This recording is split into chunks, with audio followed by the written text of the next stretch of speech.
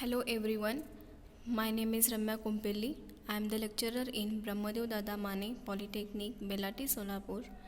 Today I am going to teach you about the electrical power generations. In this subject, total 5 subjects are to be included, and the first chapter is large and micro hydropower plant. We will see in this chapter first content is basic concept. In this basic concept we will see what is and the renewable, what is and the non-renewable energy sources and how they are classified. Next is classification of HPP, how many types of the hydropower plants are to be included in the classifications. Next is selection of site. Before constructing the hydropower plant, we will discuss about the selection of site, how we select, on which basis of the point we will select the site. Next is layout of HPP. In the layout of HPP, how many equipments are to be used, how the working is to be carried out in an hydropower plant. Next is location of hydropower plant in Maharashtra. It means where the hydropower plants are to be located in an Maharashtra and what is the capacity of that plant we will see. Next is types of turbine. The types of turbines, it is depends on the water head. There are the 3 or more types of and the turbines has to be included and they are classified according to the water head. So we will discuss the detailed constructions of each and every turbine, working as well as construction also. Next is micro hydro power plant. What is the difference between the hydropower plant and micro hydropower plant? We will discuss, and how the micro hydropower plants are to be carried. It is also most important point in this chapter. Next is safety practices. During working, while working in an hydropower plants, what kind of the practices are to be followed? These all the contents are included in this chapter. So first content is basic concept. First things, what is an electrical power generations? The name is indicates as electrical power, it means energy, and the generations means we have to generate and the electrical energy. So how we generate the electrical energy, what kind of the sources has to be used for generating of and the electrical energy. Next, need of electrical power. Why it is need to generate and the electrical energy? Because in home appliances or industries, each and every equipments need an electrical energy for their working. Each and every equipment is depends on the supply. Then this supply, where it is come from, that is the questions, and how it is to be generated. So it is very important point to study about and the electrical power generations, how the electrical energy is to be generated, how it is to be transmitted, how it is to be distributed. It is and the most important subject. There are two sources are available. First one is renewable energy and second one is non-renewable energy. So what is the exactly meaning of and the renewable energy and non-renewable energy? First, renewable energy is nothing but the name is indicates another renewable. It means we have to the sources renew it. We will renew it. It means there is no any limitation of and the sources which are available on the earth. It means it is available throughout the years. The renewable energy sources are that sources that can be replaced within a human span. For example, water, solar, geothermal, biomass, and tidal. The first is solar. The solar is nothing but the light from the sun supports all the life on the earth as we know it. Also consider an inexhaustible.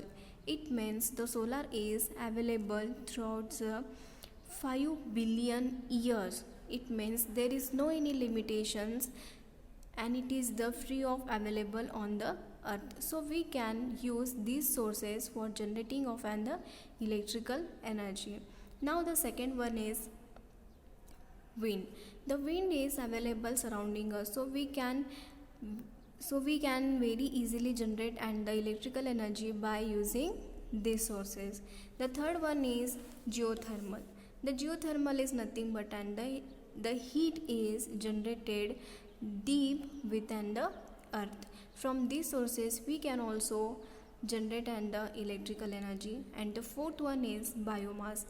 Biomass means it is an organic matter which includes and the wood, plants, animals residues, etc.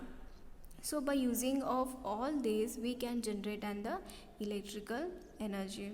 Now fifth one is tidal. The tidal is available or it is available in the sea. So by using and this tidal we can generate the electrical energy very easily. Now the second is non-renewable energy. In non-renewable energy, the sources are to be included that coal, natural gas, fossil fuels, nuclears.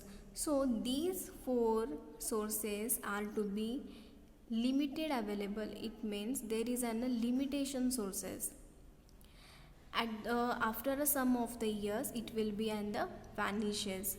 So the as compared to non-renewable energy sources, the renewable energy source is more beneficial and it is available very naturally and free of cost.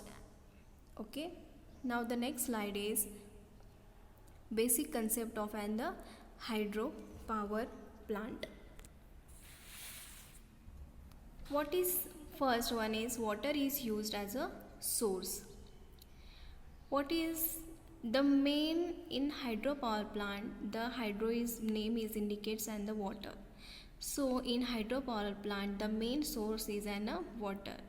Without water we cannot generate and the electrical power in an hydropower plant. So the input to and the hydropower plant is an water. The second is turbine. The first questions will come in mind by using and the water how we will generate and the electrical energy at the output side. In between the input and the output there is two main equipments, that is the turbine and the generators we are going to be used. Then what is the function of turbine? The turbine is converting the kinetic energy into and the mechanical energy. Now, but we want the electrical energy at output side. Then how we will convert and the electrical energy from the mechanical energy? For that purpose we will use the generator. The generator is used for the converting of the mechanical energy into and the electrical energy. So by this kind of the process we will get the electrical energy at the output side. Next slide is layout of HPP. The figure shows the layout of the HPP. The hydropower plant is consisting the following: first, reservoir, dam water carrying pipe, track rash, supporting block, transformer, transmission line, transformer room, control room, generator, turbine, tail water level, tail race, draft tube. This is all including and the layout of the HPP. Now we will see how it is to be work. The hydroelectric plants requires the continuous flow of water with large amount of hydraulic energy. Such a source can be a natural lake or reservoir at the high level, and it can be formed by constructing the dam across a river. The figure represents the layout of hydroelectric plant using a reservoir formed by the constructing a dam. The water surface in the reservoir is known as a head raise level. Water from the storage reservoir is carried through penstoke to powerhouse. The penstokes are pipes of cast iron or RCC which carry water under pressure from reservoir to turbine. When there is a distance between the reservoir and the powerhouse, the small reservoirs are provided near the powerhouse and they are known as forebays. And the penstokes are connected to the forebays. They are used as a temporarily store water when not required by the plant and supply the same when it is to be required. Water after passing through the turbines is discharged in the tail race. The water from the tail race joins the natural stream of water at some point away from the powerhouse, or it may flows to the same river on the which the dam is built downstream. It means the generating stations are the energy conservation power station. In hydroelectric power station, the large quantity of water is stored in a dam. Thus, there is a potential energy. The stored water from the high head is carried down by penstoke, that is the pipe, to a lower heads up to the water turbines. This system converts the potential energy into kinetic energy, which is utilized to drive the water turbines. That is converting it into an mechanical energy, which is utilized to drive the generator, converting mechanical energy into an electrical energy. It means the high pressure of waters are carried through and the penstoke, so these high pressure of water are falling down on the turbine, so that's why the turbines are start to rotating. The turbines and the generators are electrically coupled to each other. So when turbine starts to rotating, the generator also starts to rotating. Accordingly, when the turbines are converting into mechanical energy, from kinetic energy into the mechanical energy, according to that the generator is converting the mechanical energy into the electrical energy. Now in these pictures we shown that the transformer, why it is necessary, are installed near to the hydropower plant. Because the transformer, there are two types of the transformer. One is step up transformer, another is a step down transformer. Every generating station generate up to 11 kV volt, but we want to step up this voltage. Why it is necessary to step up the voltage? Because every power or voltage we transfer through the transmission line. The transmission line are used for over a long distances which are supporting on the tower. If there is a voltage, if the voltage level is to be less, then the area of the conductor is to be high. If the area of the conductor is to be high, then automatically cost is to be increased. If area is to be large, cost is increased, and also current is to be increased. So current is increased, so that's why losses are to be increased. So that's why totally efficiency is to be less. So for this purpose we have to step up the voltage up to 132 kV voltage. Every generating station consisting in the step up transformer, which is step up the voltage from 11 kV voltage to 132 kV voltage. If the voltage level is to be increased, up to 132 kV, then area of the conductor is required is less. If the area of the conductor is less, then the losses are to be less. If losses are to be less, then the efficiency is to be better. So for this purpose, we have to step up the voltage up to 132 kV voltage. So this high voltage we will transfer through and the transmission line which is supported on the tower. Next slide is classification of HPP. First is based on the installed capacity. Second is available water head. Third one is quantity of water available, and fourth one is nature of load. These all classifications we will discuss. First is based on the installed capacity. According to the based on installed capacity, there are 7 classifications are classified. First one is large hydro, medium hydro, small hydro, mini hydro, micro hydro and pico hydro. Then first is installed capacity means how much of the energy is to be generated. According to that, the hydropower plant are to be classified.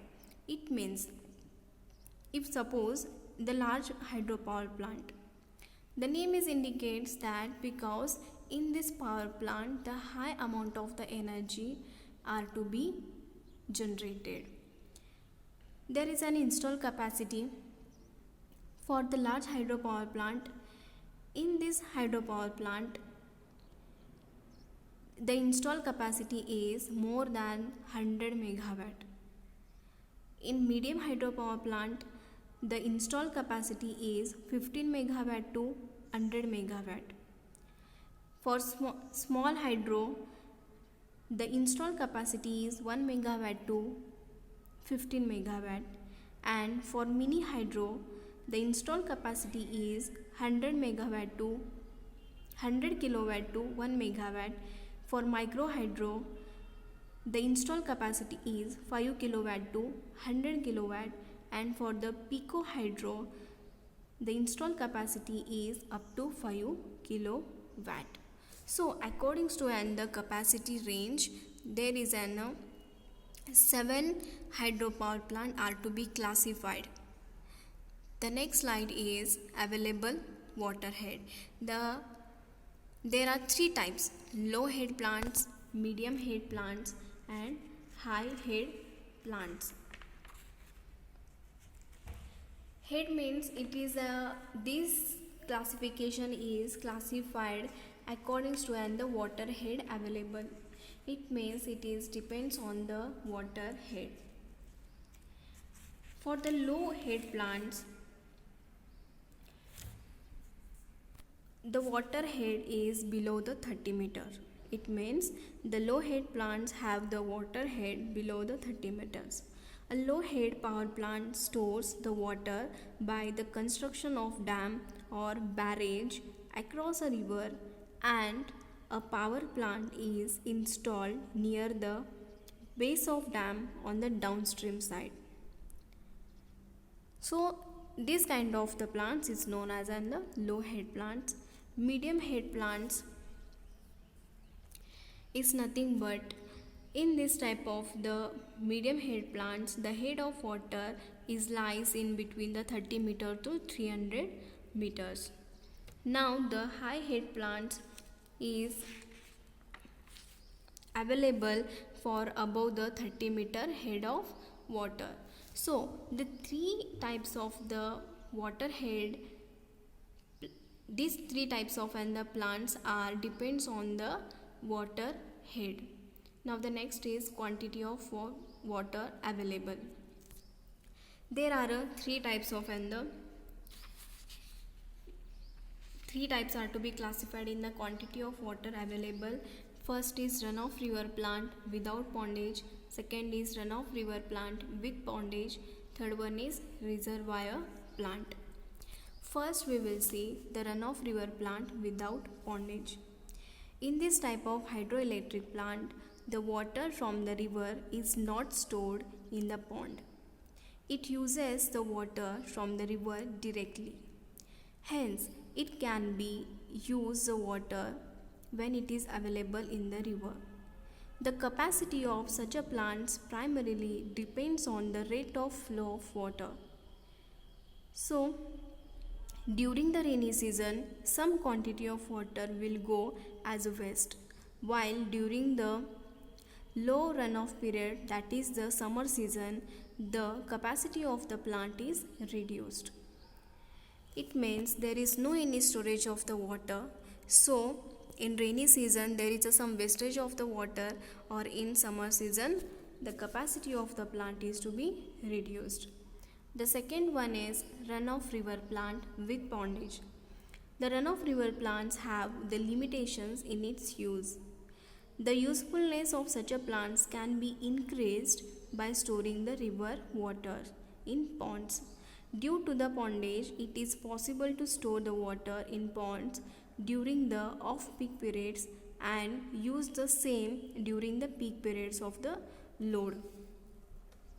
The pond, it means it is the place where the water is to be stored. Such a type of the plants can be used on the peak load part of the load curve. The third one is an reservoir plants. Such a type of plants have a reservoir of such a capacity that storage of water is permitted in them from any season to dry season. The water stored in reservoir in this fashion is available to the plant with control as required. Such a plant has the better capacity and can be used efficiently throughout the year. Now the next slide is nature of load. There are three types are to be included. First is base load plant, second is peak load plant, and third one is pump storage plant. Base load plant is nothing but which operate to supply the load on the base portion of the load curve. That is, the load on such a plants is practically constant. They can generally of large capacity. The load factor is high. Hydro plants which have the large storage capacity are most suitable as a base load plants. Runoff river plants without pondage can be also be used as a power load plants. Second type is the peak load plants. The runoff river plants with pondage can be used as a peak load plants. Depending upon the reservoir, the plant can be supplied the load. If the pondage is enough, it can supply a large portion of load. Reservoir plants with a sufficient storage or large catchment area can be used as a base load or peak load plants as required. The third one is pump storage plant. The figure shows the pump storage plant. It consisting of the water head pond, penstoke, water house and tailwater pond. What is the purpose of pump storage plant? Such a type of plant are used when the available quantity of water for the generation is insufficient. It means there is the limitations of water.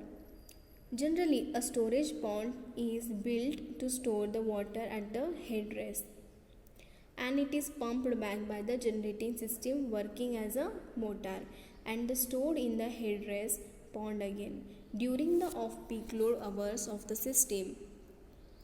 Water is drawn from the pond through the penstoke to operate the turbine.